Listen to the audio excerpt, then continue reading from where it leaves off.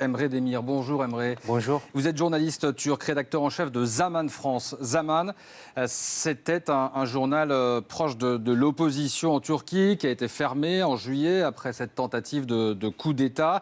Les journalistes ont été arrêtés. Vous aviez lancé la version française, on va la voir, regardez. Ça, c'est la version française, Zaman France, diffusée en France à plusieurs milliers d'exemplaires.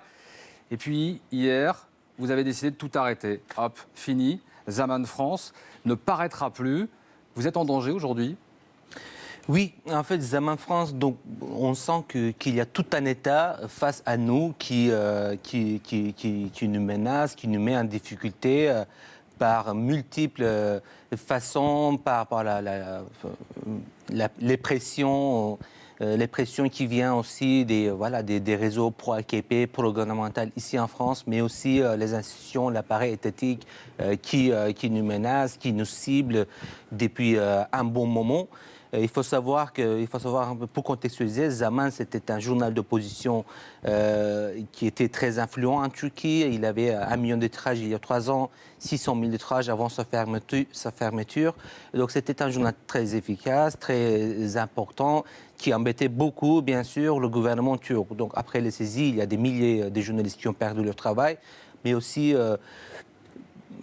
beaucoup de mes collègues sont en prison actuellement. Mes amis sont en prison en Turquie. Heureusement qu'on est en France. On a toujours considéré qu'ici en France, on peut quand même continuer. Mais vous dites heureusement qu'on est en France, en l'occurrence, ce n'est pas le cas. Vous êtes menacé vous-même ? Oui, moi aussi, tout comme mes collègues qui travaillent dans la rédaction de Zaman France, ont été menacés. On a été l'objet de plusieurs centaines de menaces de mort, de diffamations, d'injures publiques. Nos photos sont partagées en fait sur les réseaux sociaux. Et l'État turc, le corps diplomatique turc nous cible. Donc il y a évidemment des menaces qui pèsent sur nous, mais les décisions en fait étaient vraiment liées aux menaces qui ciblaient vraiment nos lecteurs. Car il y a en fait une menace qui pèse sur nos lecteurs. Aujourd'hui, il faut savoir qu'en Turquie, en fait, les anciens lecteurs, les anciens les abonnés de Zaman en Turquie sont en prison. Donc, il y a en fait une tentative de trouver la liste des abonnés de Zaman France, donc des Français d'origine turque globalement, qui ont aussi la double nationalité et qui sont eux aussi, ils ont menacé. Et nous, on peut être protégés, mais on ne peut pas protéger malheureusement nos lecteurs tout simple face à cette répression systémique. Et vous-même, vous n'allez plus, par exemple, dans les endroits fréquentés par la communauté turque à Paris, en tout cas vous évitez.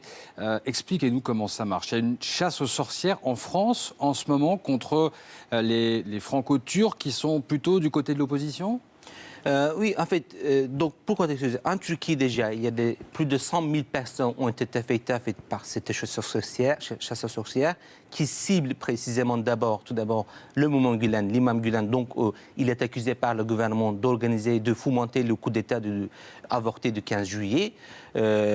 Donc, parallèlement, on assiste aussi à une chasse aux sorcières en Europe, car il y a une forte concentration de la communauté turque ici en Europe, et le gouvernement cherche évidemment de terres, voire dissidents, ici en Europe aussi, en dépendant vraiment sur des réseaux qu'ils ont créés depuis 3 ans, 4 ans. Le gouvernement turc est très actif en Europe, en Allemagne et en France majoritairement.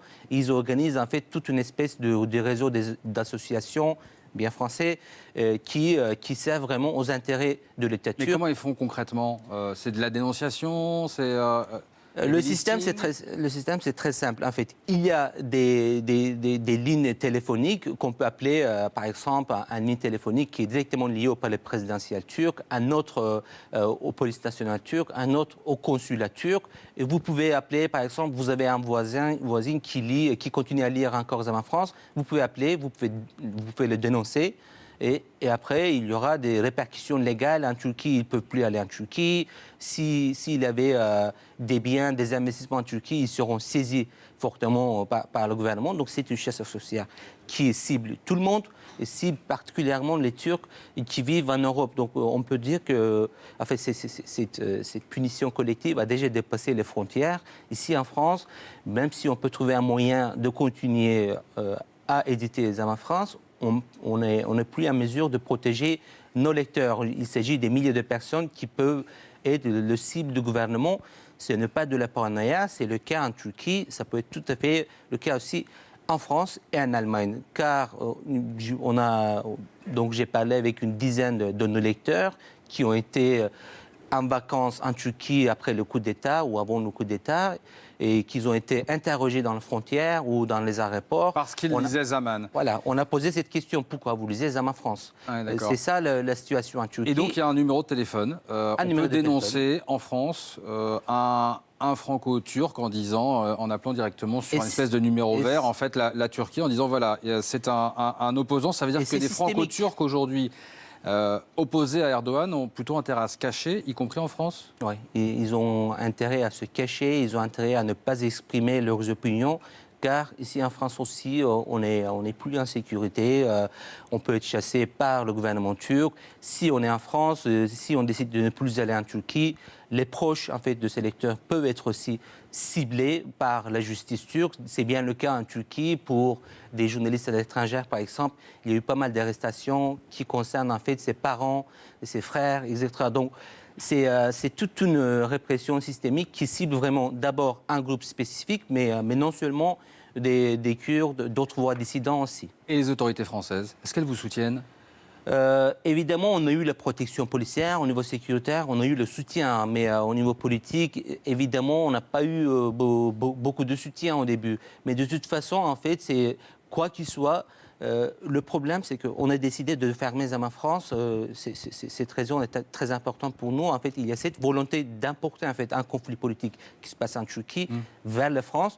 Nous sommes des victimes de ce conflit politique, mais quand même, nous sommes des acteurs. Donc, on a décidé de se retirer pour ne pas permettre d'importer en fait, cette crise politique, ce conflit politique vers la France, car ici en France, on a pas mal de problèmes quand même. Donc, on n'a pas besoin vraiment d'un nouveau conflit qui va affecter des milliers de Français. Vous vivez en France, vous êtes journaliste, vous avez peur aujourd'hui ? Heureusement que je suis en France, heureusement que je suis en Europe. Mes collègues sont en prison en Turquie. Si j'étais en Turquie, je pouvais tout à fait être en prison. Je ne peux plus aller en Turquie. Et j'ai peur, bien sûr. Mes collègues aussi, ils ont eu peur. Mais c'était pas vraiment la décision, enfin, c'était pas vraiment le fond de notre décision. On voulait vraiment protéger nos lecteurs, car c'est une répression systémique qui chasse des milliers de personnes. Moi, je peux être protégé, mais je ne peux pas protéger, malheureusement, mes lecteurs.